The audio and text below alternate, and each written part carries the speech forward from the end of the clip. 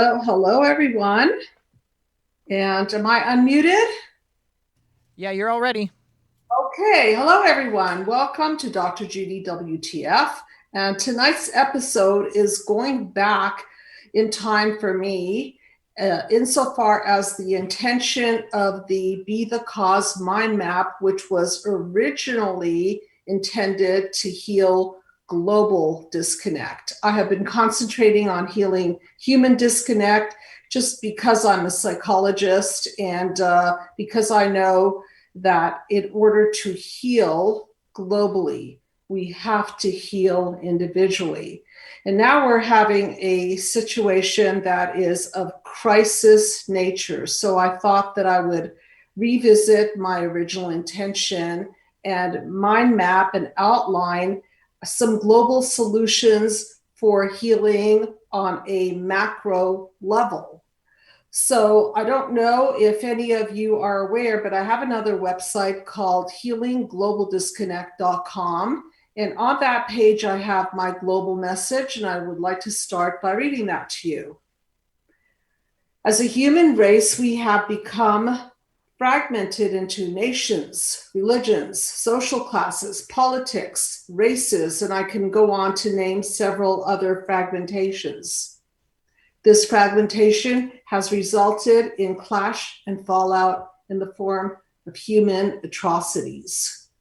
Although we have been able to soar to unlimited heights in many areas of human endeavor, we have not yet accomplished the final and most important frontier: to come together as a united humanity.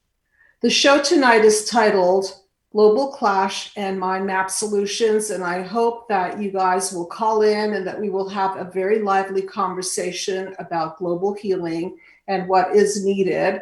And I will start by putting out some ideas that I've thought about for many years. And one of those ideas is that we as a human race are only humane if we follow some guidelines. And those are going to be some of the suggestions that I'm going to outline in what I put together as living the mind map way. So I'm going to save that till later because I want to discuss a little bit about how the macro model connects with the micro model. So the macro model is a mind map that I labeled quite differently from the micro model, and you can see it up there. And if you would be so happy as to put it up on the screen, I would really appreciate it. And so let me know when it's up because I can't see it at all. It's up. It's up. Okay, so you can see that it's a little bit different. The images are the same, but it is labeled from darkness to light. Let there be human beings. And I'm going to describe metaphorically what I meant by that back in 2001 when I started talking about global unity and concepts like join the human race, which I really mean to say join the humane race because we're all already members of the human race. So panel one, from darkness, is a metaphor for how we were at some point one human race.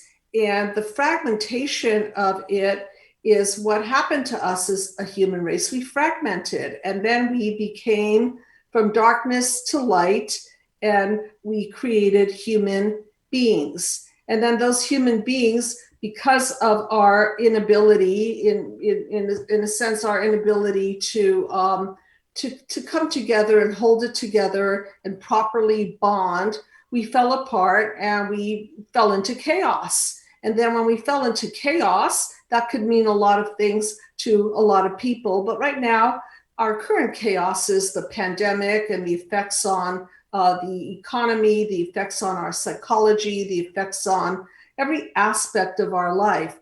And then as we fall into chaos, we align ourselves with certain defense mechanisms to protect us. And in this case, from a macro model, I labeled panel 5 the isms. And these are the isms, the political isms, the racial isms, the social class isms, the religious isms, the national isms. And so this isming is fracturing us, and these isms are leading to what is inevitably a clash of the isms. So the idea behind the macro model was somehow to unite us as human beings and come together as a united humanity. I know, very ideal. It's just that if there's no pathway to it, then it'll never happen. So I'm going to put my idea and my pathway into this healing on a global level. And then I want to go now back to the micro level, which is the mind map that was born out of the global mind map. And it's labeled differently for those of you who are familiar with my work. Panel 1 are the wounds of childhood, which there are 5 of that I concentrate primarily on. And those 5 are physical abuse, sexual abuse, verbal abuse, neglect, abandonment, and smothering, controlling. And those wounds are affecting us on an individual basis. And I should add infecting us on an individual basis. And then we react on an individual basis, and then we encode all of the wounds into the fiber of our being. And this is the negative core beliefs that I speak quite frequently about. This is the negative view of self in the world. And then when we're activated, or let's say we are triggered in this area, then we do a breakdown that looks like what I described to be a WTF, a what the Freud: chaos, defenses, and breakdowns. So we're at a pivotal point right now. And so we need more than a breakdown. We need to become breakthroughs. And the only way that we could do this is on an individual basis. And so this show is really about being the cause, because nobody's going to do it for us. Not our politics, not our money, not our isms. They're just not going to be the cause of owning our own stuff, of us taking responsibility for ourselves and our healing and our consciousness. So this is what I want to talk about. And this is a call-in show, everybody. I really am very excited about the call-ins tonight. 323-524-2599. And feel free to interrupt me as I get into this. Hello, I have a call-in. And who am I speaking to, please? Hello, you are on air. Oh my God, hi, I'm sorry. And I'm sorry, Hello? hello. What's your name? My name is Nick. Oh, hey, how are you? Nice to talk to you today. Nick and I had a long conversation. Yeah, you too. And actually, Nick is part of the inspiration for this show. So I'm so glad you're here to talk about it. And yeah, please add your thoughts, commentary, and anything you want to say about healing individually and the macro picture of healing globally. Yeah, I think I told you this story the other day. I was like sitting on the highway. It was backed up traffic, and the people that were getting on to the right had a yield sign because they were coming from a merge. And I was on the highway, and everybody in my lane was not letting those people go. So you're supposed to like let every other person go in traffic so that people don't get jammed up. Well, I just like for my own conscience decided to let one person go. And I was like feeling good about the little thing that I did or whatever, and tapped myself on the back. And I like looked in my rearview mirror as I was driving away, and everybody behind me had followed suit in traffic. So everybody was letting one person go at a time. So it was kind of just like a microcosm of like, if you just do your part, everybody kind of, I don't know. You get what I'm saying? I think that's an incredibly powerful example, because it may not be an earth-shattering event, right? Letting cars pass and go before you, not earth shattering like somebody launched a rocket ship to the moon, but in some way you did, because through your consciousness of generosity and the consciousness, I think I remember the phone call, we called it the consciousness of just yielding, correct? Didn't we use that word? Yeah, he mentioned that. Yeah. I like that.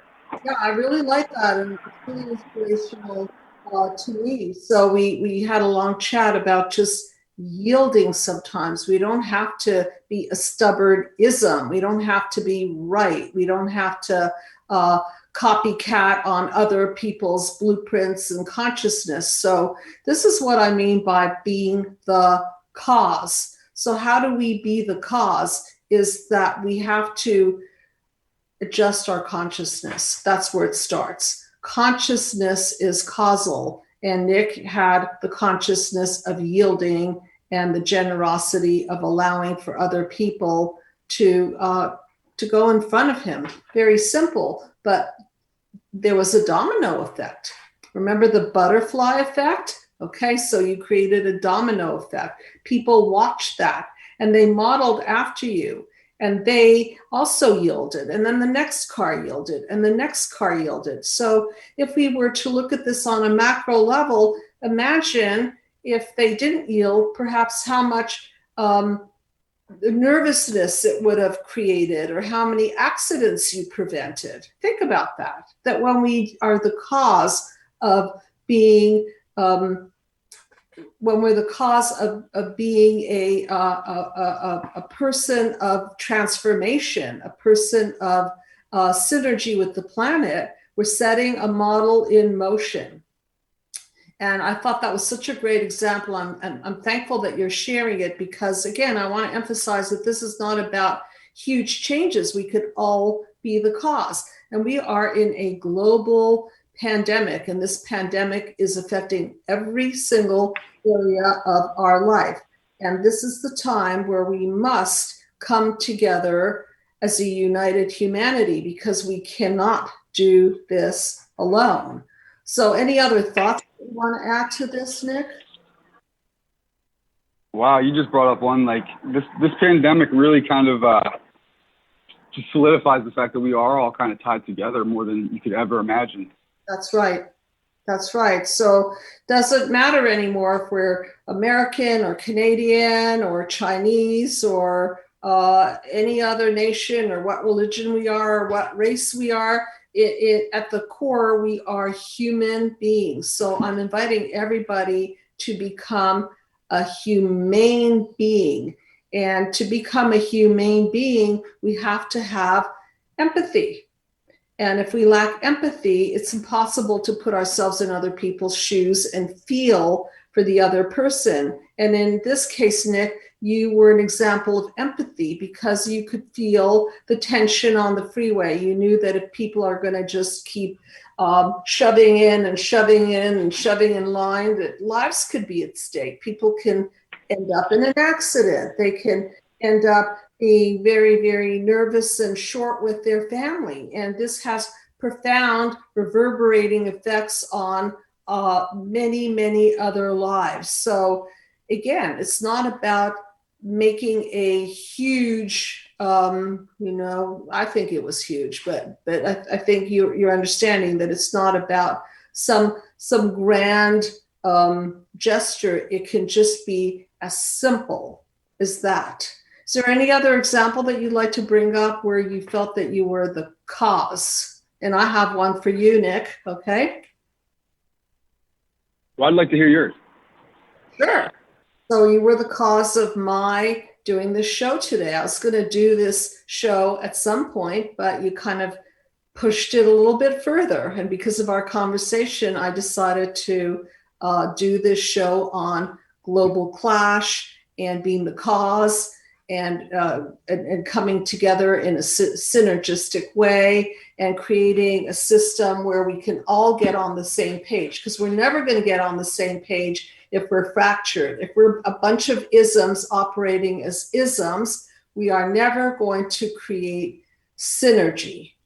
And synergy is what it's going to take to move mountains. Synergy is what it's going to take to have a breakthrough. Because if we're not synergistic, then we're ignoring the very obvious fact that we are all interconnected. And if we ignore that, then we're going to act in ways that support the isms. And if we act in ways that support our isms, then we cannot come together as a united humanity. And I want to just add one other thing.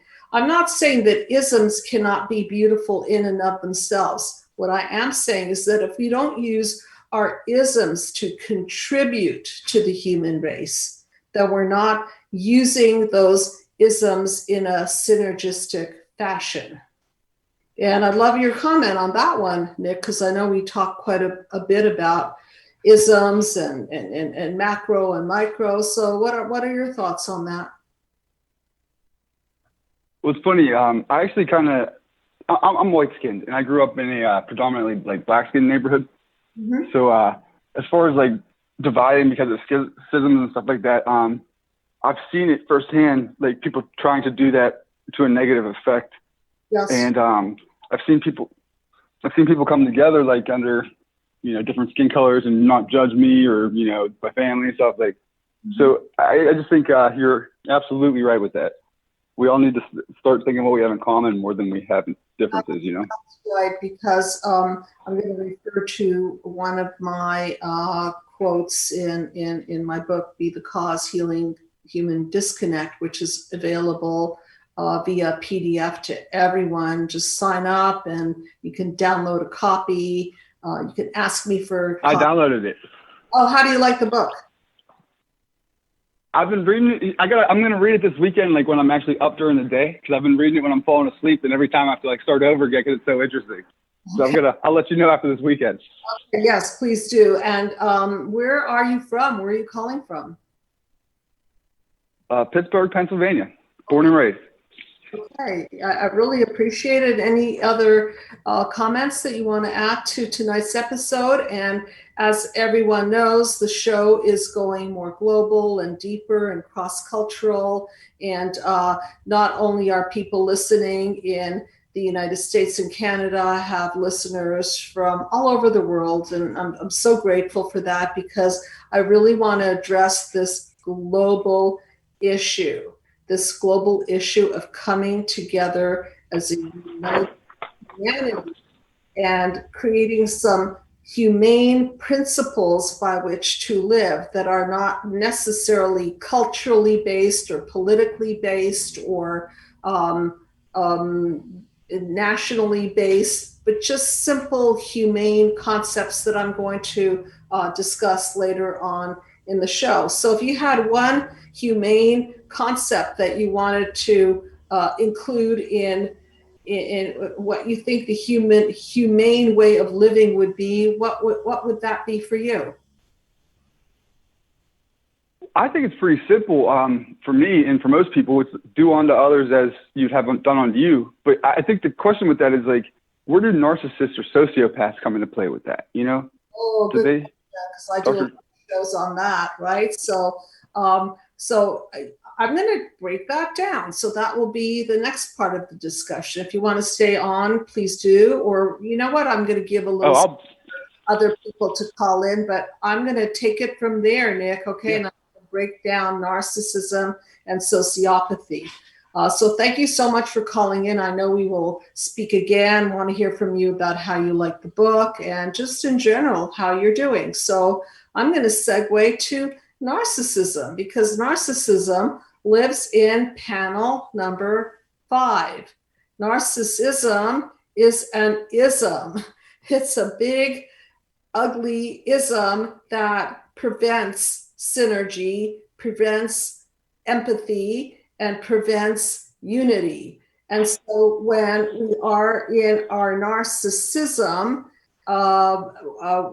we are in a place where we don't really want to share. We don't really want to be united with anybody, because it's really a selfish expression. It's an unhealthy selfishness that is born out of a system gone wrong. And this system gone wrong starts with the blueprint, family of origin, usually mother and father, and how narcissism is formed. I have a lot of videos on that. You can look it up on YouTube, and I will have plenty. I have information there so you can study this. I also discuss it in my book, Be the Cause: Healing Human Disconnect. And now we have a program hosted by my life coach, Yitz Epstein, on recovering from narcissistic abuse. And please be in touch about that, because we have nailed it, and nailed it in such a way that it is very, very understandable, very, very pointed to the problem of apathy. And so what causes apathy? Well, I think that the parents are responsible for putting empathy or blueprinting empathy into the fiber of the being of the child. And so the system gone wrong is simply a system where the parents put their needs before the needs of the child. And what happens there is that the child learns to either please the parents, or they emulate the parents. And this could be as a result of neglect, abuse, or smothering and controlling, to the point where the child becomes an extension of the parent and learns that they're doing and pleasing and fulfilling on their parents' wishes is more important than self-actualizing and developing their own autonomy and their own identity. So this is an injury that starts at the causal level. And then what happens out of this is that it starts twisting and turning into all kinds of horrible outcomes. Outcomes such as horrible parenting that injures children, leaving them with negative core beliefs that they aren't good enough, that they are not lovable, that they shouldn't even have been born. These are some of the core beliefs I hear in treatment. And on a much more extreme end, people who go above and beyond that may not be able to contain the anger of the abuse of their childhood traumas. And then what happens is they either implode and fill their hole in the soul with drugs, or they explode and they literally spew their anger on society. And this is where you see a lot of tragedies of schools being blown up, or theaters being blown up, or buildings being blown up, or people spewing their uncontained venom on complete strangers as a result of unprocessed childhood wounds that have now escalated to the point of explosion. And I'm very grateful that I have now a possible connection to the prison system. I'm really excited about this, because one of my goals is to get the mind map system into the prison system, not only in America, but hopefully it'll start here in America and spread globally. Because one of the issues is that when people are in prison, they some of them will come out of prison and they will do the same behavior because they are not healed. So I want to offer people a second chance at healing, so that they can learn and they can grow and they can heal their psychological wounds and get out of psychological prisons. So I'm very excited about the opportunity to provide our society, our world, with a healing process for those who have clashed and broken down so hard they broke down society. And then on the other end of the spectrum, I'm still very, very passionate about getting the mind map system into the school system. So I'm back to healing individually. So before we can heal globally, we have a job to do. And that job is to heal individually and start by taking a journey into your wounds of childhood so that you can shine a truth light on these wounds and expose the lies and misperceptions and misconceptions that lead to what I call a cracked lens of perception. And this cracked lens of perception is an example of it is racism. So when we look at another human being through the lens of racism, we're looking through a cracked lens of perception at that person, and we're projecting all kinds of things onto that person. And this could take the form of racism. It could take the form of looking at any ism, a religious ism, or a political ism, or a cultural ism. If we're not seeing straight, we project. And when we project, it creates a distance between human beings. So now you're not really seeing the person, you're seeing the person through a filter of culture, religion, races, anything that is an ism. And that is an example of how these disconnects form and break us down even further. So I want to read an article here by William Davies, and let me see. William Davies is I'm trying to see his background here. I know I made a note of it. William Davies is a sociologist and political economist. And in his article, he talks about crises, which is a Greek word derived from krisis, meaning decision or judgment. And it is also a critical condition.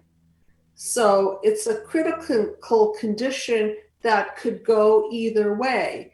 And so I also see it as an opportunity, and I want everyone to see a crisis as an opportunity. It could go either way. So if we leave everything in the hands of other people, well, then we're not being the cause. We're being at the effect of.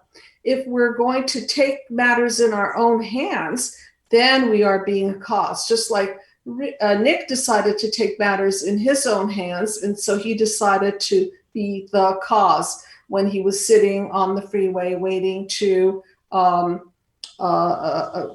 a way onto the freeway. So this particular economist talks about the severity of our current crisis and the uncertainty of our situation. And all of us are experiencing this globally. Again, we are interconnected. This is a global crisis. It's not it's not a national crisis. It's not a crisis that strikes some and not others. It strikes everyone. And that's another reminder of how deeply we are interconnected. So he talks about the coronavirus exposes society's fragility. And that's an opportunity, because if we're exposing our human fragility, then hopefully we can step up and have a pathway to global empathy. So this global recession is a breakdown. Because of this, there's a global recession, a breakdown of labor markets, as we all know, the evaporation of consumer spending. And of course, people are not circulating money in the same way. Small businesses are shedding their employees at a rapid rate, and everybody is feeling the effects economically, which then translates to stress at home. And then we've got children that we're homeschooling.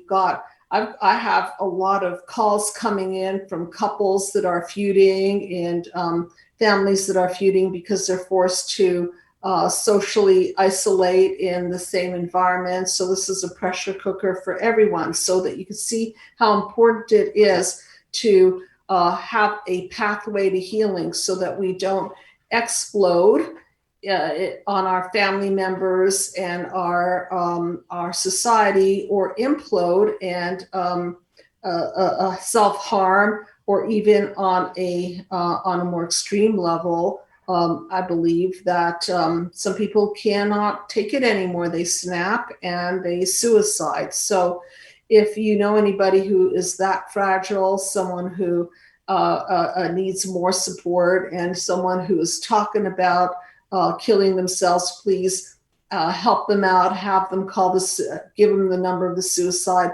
prevention hotline, which I don't have at fingertip access. It's an easy number to find. But we are in a crisis. So a little bit more about this article.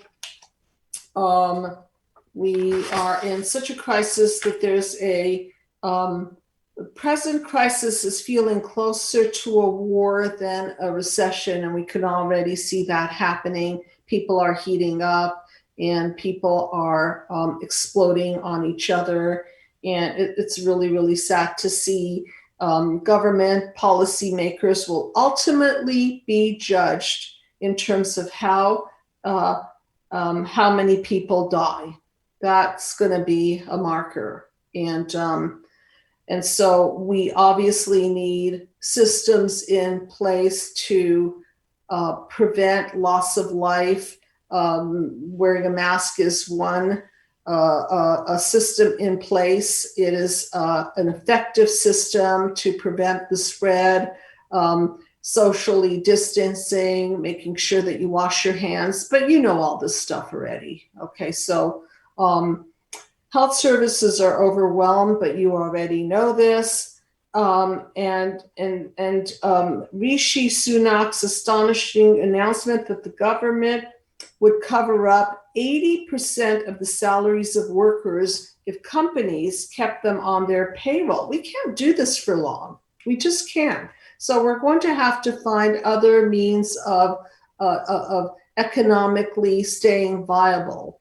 And that's a whole nother topic. Maybe I'll do a whole show on economic viability. There's so many areas of life that are being affected by this global pandemic. Again, exposing the fragility of the human race. And this is a call-in show, everybody. So please do call in.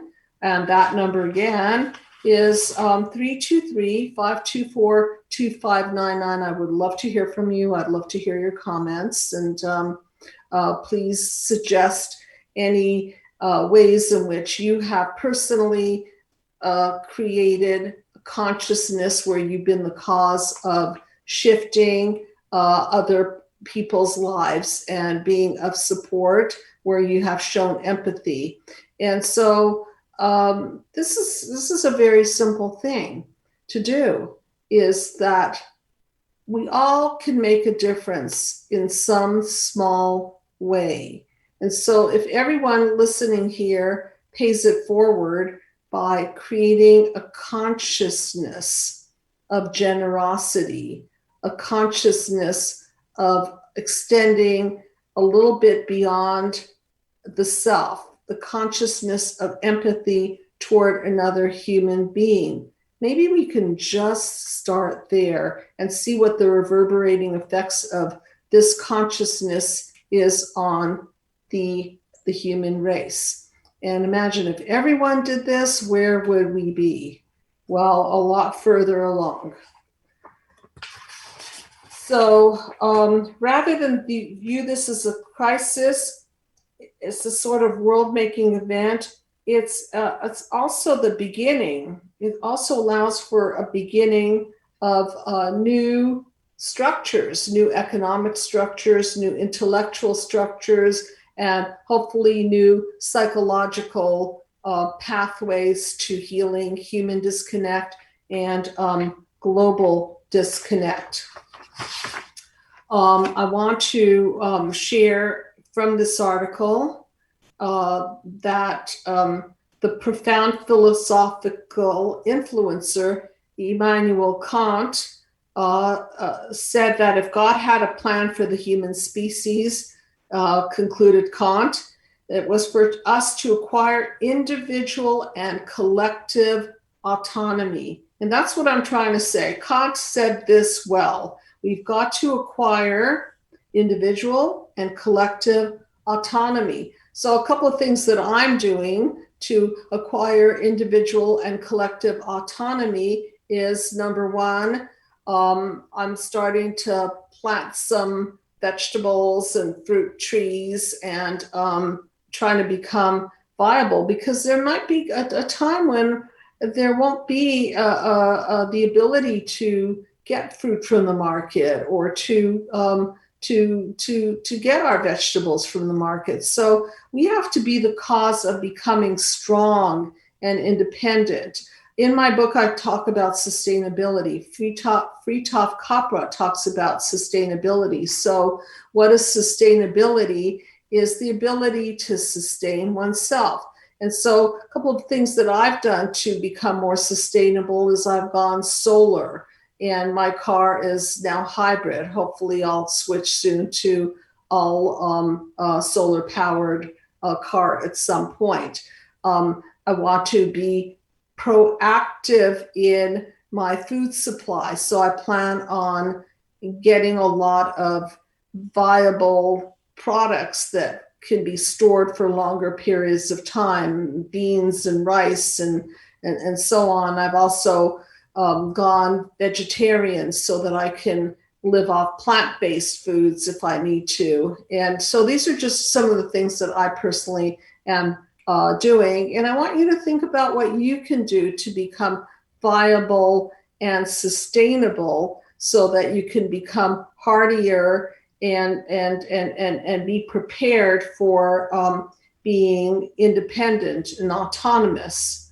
And then, of course, sharing yourself with other human beings, finding a way to extend beyond who you are, even if it is as simple as asking the neighbor if you could shop for them, maybe as simple as volunteering to talk to elderly people who are in old age homes. You don't have to go there and visit them, but certainly you can call and get on the phone with them and chat with them.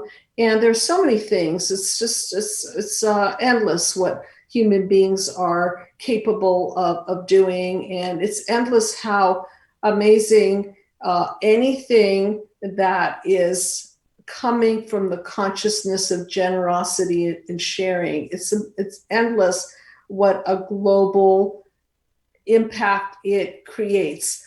From individual, it reverberates to the outside circle, and then the community, and then the people that are influenced by that, and then hopefully globally so. And with all of the ability we have to get out there and talk to other people, we can be the cause of doing a lot of good in the world. So this is Call-In Show. I'm hoping that we will have some call-ins, and love to hear from you. And please do call in. So in the meantime, here's an article by James Chen, April 20th, 2020. I tried to get recent articles because of the recent global pandemic. An economic collapse is the breakdown of a national, regional, or territorial economy that typically follows a time of crisis. I would say that we're there. So an economic collapse occurs at the onset of a severe version of an economic contraction, depression, or recession. And then he talks about black swan events, which are these random events like the coronavirus. It's a black swan event. It just kind of swooped down and created a bunch of global chaos, which we are now dealing with. So he talks about some key takeaways. He says economic collapse is not part of the regular expansion and contraction. It's more clearly identified by a widespread breakdown of everything. And then he talks about the extraordinary event. And I want to tie it again to the opportunity. We have an extraordinary event, and it is time for us to become extraordinary. And I want to hear from you how you have become maybe ordinarily extraordinary, kind of like what Rick did. He was ordinarily extraordinary. Love to hear from you. So please do call in. 323 524 2599. So we are expanding, we're contracting, but this is breaking us, and hopefully we can break through this horrendous breakdown. And going back to the initial point, where do we start? We have to start with ourselves, because this is where we become causal. And we have to start by healing our own childhood wounds so that we're powerful, healthy. We have to own our own stuff so that we could be self-responsible. We can become sustainable, economically sustainable, and physically sustainable. So sustainability hits every area of life. Our money area, our mental health area, our physical health area. So this is a time to exercise and be ready for the stress, the undue stress that is upon us. And this undue stress can cause flare-ups in our symptoms. Those of you who are suffering from autoimmune disease, people who are suffering from backaches and other aches and stomach ailments and so on. The stress is just something else that breaks us down. So this is the time to be sustainable, hardy, and proactive. When we're proactive, then we have the opportunity to be prepared. And when we're prepared, we can withstand so much more than when we are blindsided by more events, blindsided in other areas that might come upon us. So he talks about a post-collapse analysis, and we are not in a post-collapse analysis because we're in the middle of this crisis. So it's only afterwards that we can really see what toll it has taken on us. So let's not wait till the post-collapse analysis. Let's be proactive now. And that is the best way that I know how to prepare myself and increase my emotional and physical bandwidth so that I could be strong for myself, my family, my patients, and the rest of the world. And so I invite you to do the same. So I want to get a little bit more into this way that I have outlined a mind map solution to the crisis. And if you would be so kind as to put up my mind map pathway to healing from all of this. And it's called Living by Mind Map System. Thank you very much. And there is the mind map again. And I am suggesting a system, a human system based on the mind map system. I have labeled it a little bit differently here. And so I want to go through the entire mind map as a pathway to sustainability, a pathway to global healing. So the first step is our word. Our word is our contract. If we make a promise to somebody, if we make a commitment to something, then we are either verbally contracting or we are contracting in writing. A contract should be a binding thing. So we can't push forward with a plan unless we have a solid, committed word. The next thing is keeping the commitment to that word. And so if we have a word or no commitment, it's not sustainable, because then we could just keep breaking our word or changing our words. Or so the commitment is a really, really important part of solidifying that. And then the other aspect is to apologize. So if there's any break in the contract, well, fix it. Fix it right then and there. And not only apologize, but repair it. Repair it and make sure that you learn so that you don't break the bond again. So this is where the self-correction and self-reflection starts to happen, is that we have to own our own stuff and begin to see where we've broken something that is really, really important for the fabric of a system gone right. So this is my idea of creating a system gone right versus a system gone wrong, of course. And then the keeping of your word, which is your commitment. So you have the commitment, and then you have to keep the commitment. And it's not a casual thing. It's not like, well, today I feel like it, tomorrow I don't feel like. This is the action thing, so that things don't fall apart. You could see that the image above the words, keep your commitment, is the image of chaos. And if we don't keep our commitment, we're going to have chaos.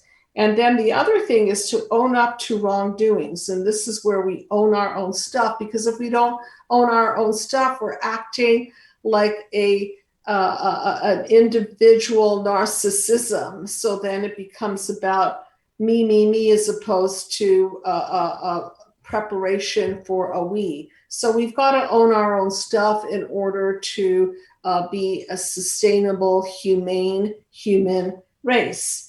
And then, of course, we have to be trustworthy, because a lot of the injuries that I work with the patients here at the Psychological Healing Center is a breaking of trust. And when a child is not able to trust their primary caregivers, then they no longer have a sense of trust in the world.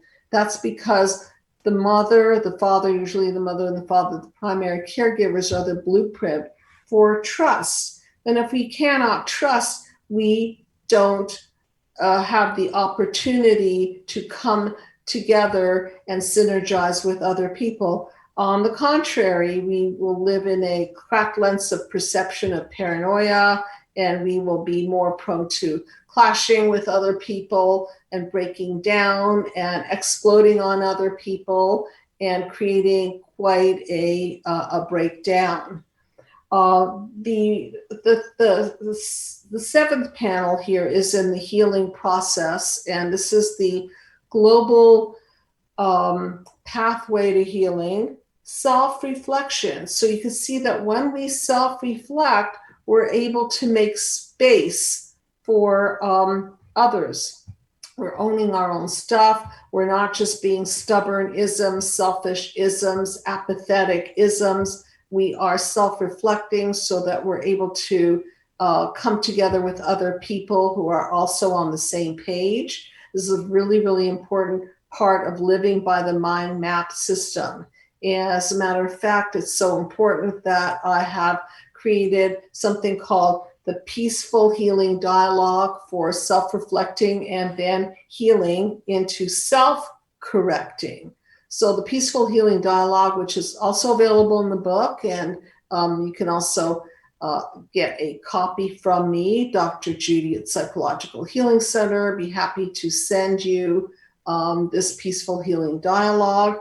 And it's a way of self-correcting so that you don't break the connection with other people. And finally, healing individually to heal globally. We have to be responsible, because how can we expect to get along with other people that we haven't even met, other people from different cultures and religions and different philosophies and so on, if we're hurting and if we are stuck in our own pain, if we're stuck in our own psychopathology, as I like to refer to it. It is impossible to be synergistic with others if we can't even be synergistic ourselves. So that's why I decided to concentrate my energy on healing individually in order to create a more sustainable, mentally fit human race, and extend this healing hopefully into the school systems on one end of the spectrum and the prison system on the other end of the spectrum, and to everybody in between, so that we can all be part of and responsible for our own healing. So I think with that said, I don't think we have too much time for a call-in, but if anybody wants to call in and comment, I would love to hear from you. And again, I want to thank Nick for being an influencer and pushing this subject forward. This is a subject that I have had in my heart for decades, really. And this is now time. It's now time for me to start talking about healing on a global level. And I have another website called healingglobalDisconnect.com. And we're working on that website. Hopefully you can make comments there. I would love to hear your ideas on how to create a humane humane humanity, and what we can do all individually to be the cause of creating more pathways to healing ourselves and being there for other people, and being the cause of not only healing ourselves but extending that to other people as well. So I would like to end the show with shrinking a tune. And this tune is called If Everyone Cared. So it's a song by Nickelback. From underneath the trees, we watch the sky, confusing stars for satellites. That's interesting.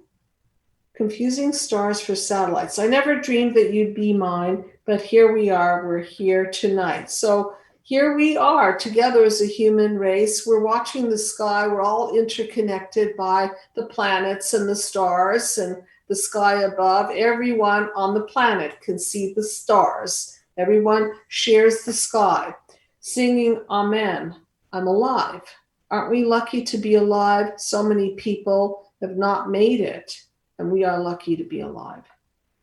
Singing Amen, I'm alive. If everyone cared and nobody cried, if everyone loved and nobody lied, if everyone shared and swallowed their pride, love that line, if everyone shared and swallowed their pride, then we'd see the day when nobody died. And I'm singing, and I'm interpreting this nobody died in a little bit different way, because of course we're all going to die, but that we're not going to leave anybody out. We're not just going to ignore someone. And death in my interpretation, is that you include people, that you care about people. You don't just let them die literally or figuratively. You don't just abandon people. And I'm singing, Amen, I'm alive. Our only light in paradise will show the world they were wrong and teach them all to sing along. And this is the interconnectivity. Sing along, that we're all singing along, that we're uniting. If everyone cared and nobody cried, if everyone loved and nobody lied, if everyone shared and swallowed their pride, then we'd see the day. And I want to end this show on the tune of Be the Cause, because we're all the cause. Thank you so much, everyone. I look forward to more shows on healing global disconnect, and hoping to hear from you at my website, healingglobalDisconnect.com. And please feel free to call and request a free consultation. And any ideas that you want to share about how to become more humane as a human race, I'm very interested in receiving your thoughts on that. Good night, everyone.